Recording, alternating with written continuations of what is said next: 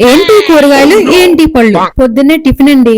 ఇది టిఫిన్ ఏంటి? అసలు టిఫిన్ అంటే నెయ్యి వేసిన పెసరట్టు, పొంగుతున్న పూరి, జారిపోయే నోట్లో జారిపోయే రవ్వప్మ, మైసూర్ బజ్జీ, పెరుగు వడలు, బొబ్బరట్లు, ఇల్లు దోశ, మసాలా దోశ, చపాతీ, ఫుల్కా రోటీ, బ్రెడ్ ఆమ్లెట్, బ్రెడ్.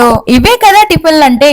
వినడానికి తినడానికి బానే ఉండే ఈ టిఫిన్లు తినడం వల్ల వద్దొద్దన్నా బయటకు వచ్చేస్తున్న పొట్టను ఎలాగో కాంప్రమైజ్ చేయలేమని నేనే కాంప్రమైజ్ అయిపోయాను మార్నింగ్ టిఫిన్ కి. కానీ ఏ మాటకి ఆ మాటే చెప్పుకోవాలి. ఇదే ప్లేట్ నిండా డైలీ టిఫిన్ అయితే పెట్టుకునేదాన్ని. ఇప్పుడు ఇదే ప్లేట్ నిండా వెజిటేబుల్, ఫ్రూట్స్ కంప్లీట్ గా నింపేసాను.